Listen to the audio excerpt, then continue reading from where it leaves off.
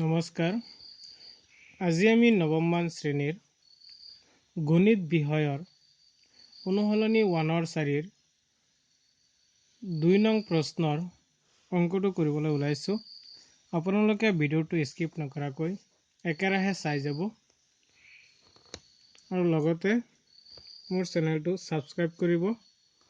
আৰু বেল আইকনটো দবাই দিব যাতে মই দিয়া নতুন ভিডিঅ' আপোনালোকে লগে লগে পাই যায়।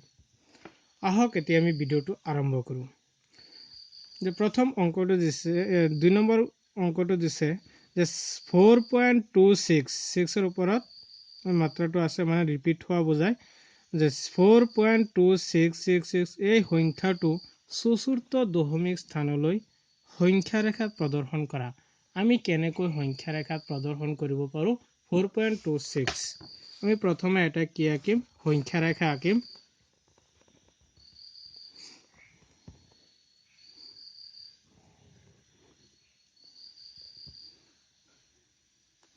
আমি এটা সংখ্যা ৰেখা আঁকিলো।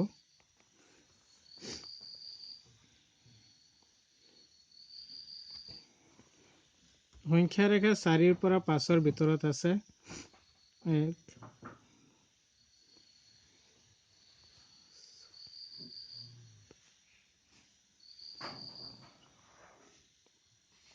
হল 4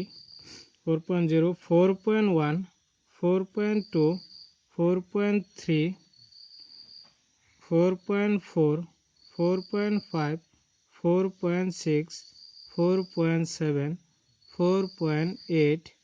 4.9 5.0 অৰ্থাৎ 5 লৈকে। এতিয়া ইয়াত আছে 4.2 তো কোনটোৰ ভিতৰত আছে 4.2 4.2 পৰা 4.3 এই দুটাৰ ভিতৰত আছে 4.26। এইটো আমি ৰাউণ্ড চিন দি দিওঁ 4.2 আৰু 4.3 ৰ ভিতৰত আছে 4.26। এতিয়া 4.2 আৰু 4.3 যদি আমি আৰু এটা সংখ্যা ৰেখা আঁকি সূক্ষ্মভাৱে যদি আমি চাওঁ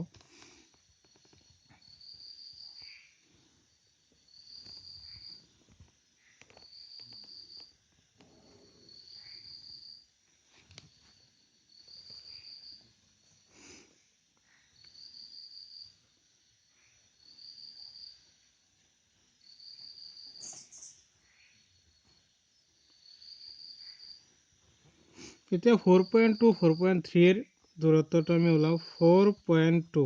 4.20 4.21 4.22 4.23 4.24 4.25 4.26 4.27 4.28 4.29 4.3 বা 4.30 যিটো। এতিয়া তাৰ পিছত 2 আছে 4.2 এতিয়া আমি কোনটোত চাব পাৰি 4.26 6 আছে 4.26 ইয়াত আছে 4.26 4.26 4.27 ৰ ভিতৰত আৰু আছে 4.266 এনেকৈ ওলাই থাকিব। এই দুটাৰ ভিতৰত আছে 4.26। এতিয়া 4.26 ৰ পৰা 4.27 ৰ দূৰত্ব লৈ আমি আৰু যদি আৰু এটা সংখ্যা ৰেখাত সূক্ষ্মভাৱে যদি আমি চাওঁ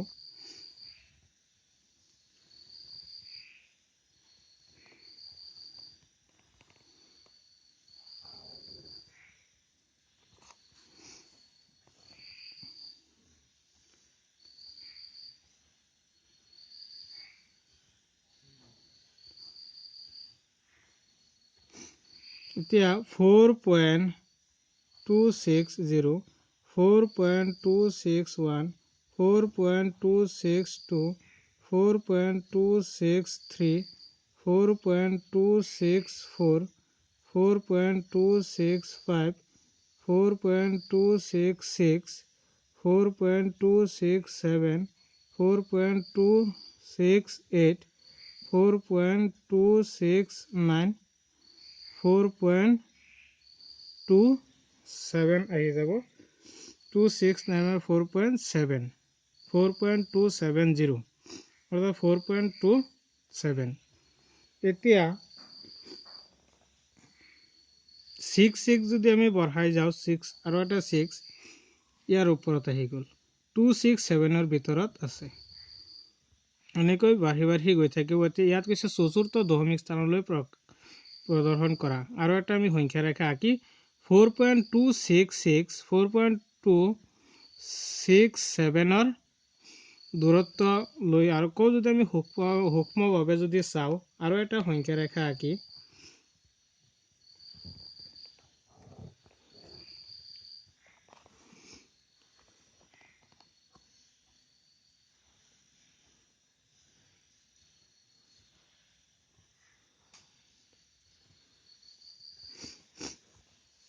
এইটো হ'ল 4.266 4.2661 4.2662 4.2663 4.2664 4.2665 4.2666 4.2667 4.2668 4.2669 4.267 এতিয়া আমি কোনটো চাম 4.66 বঢ়াই যাব 4.2666 এটোৰ ভিতৰতে থাকিব এনেকৈ বাঢ়ি গৈয়ে থাকিব এতিয়া আমাৰ চতুৰ্থ দশমিক স্থানলৈ গৈছে আমি চাৰিটা সংখ্যা ৰেখা আমি আঁকিলো এতিয়া যদি আমি বৰ্ণনা কৰিবলৈ যাওঁ যে ওপৰত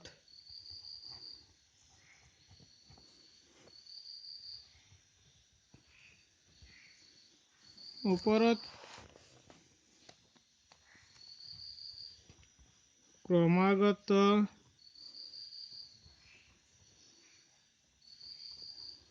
পৰিৱৰ্তিত পদ্ধতিত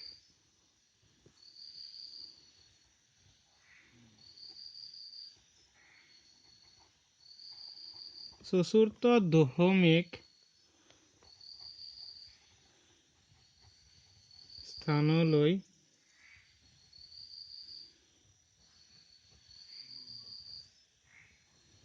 সংখ্যা ৰেখা দেখুওৱা হ'ল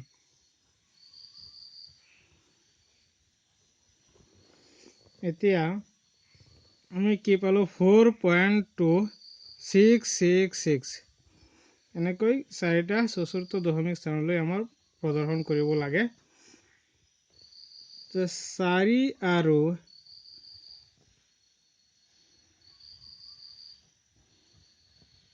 5ৰ মাজত অৱস্থিত অৰ্থাৎ অন্তৰাল 4 আৰু 5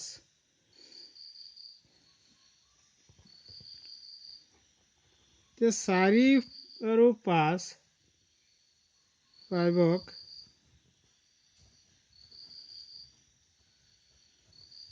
10টা সমান অংশত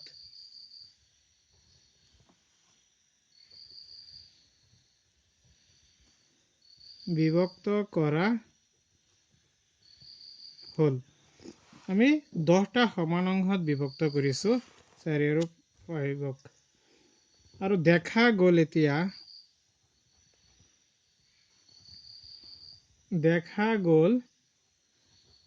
4.2 আৰু 4.3 দেখা গ'ল কি 4.2 আৰু 4.3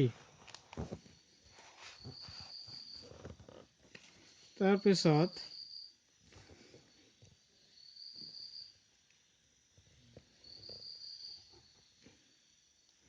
4.2 4.3 অন্তৰালক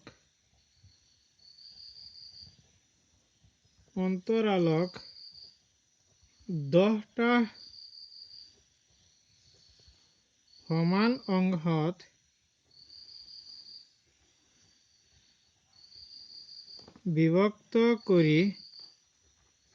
অংশত বিভক্ত কৰি দেখা গ'ল কি দেখা গ'ল এইটো দেখা গ'ল 4.26 4.27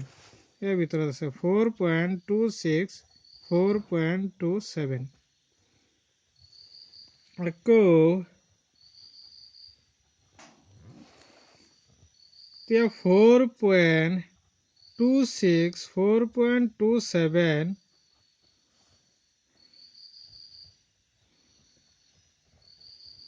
অন্তৰালক 10টা সমান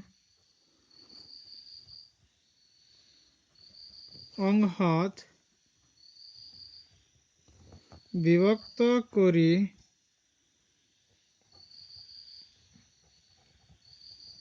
দেখা গ'ল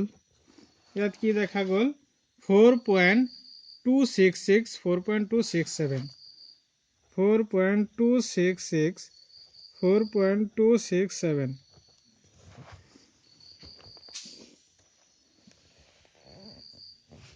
এতিয়া 4. আকৌ এতিয়া 4.266 4.267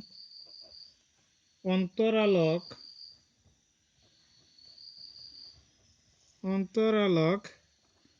10টা সমান অংশত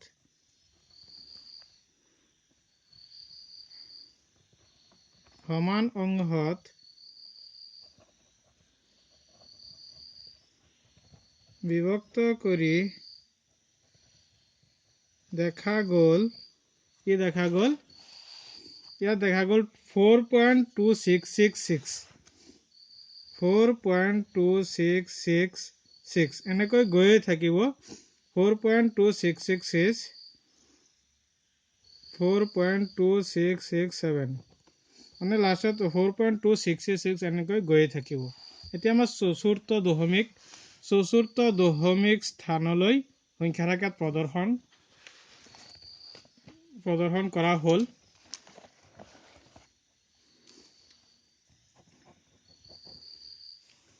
আপোনালোকে ভিডিঅ'টো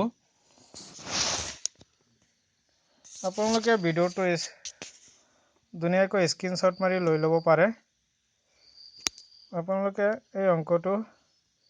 ধুনীয়াকৈ স্ক্ৰীনশ্বট মাৰি লৈ ল'ব পাৰে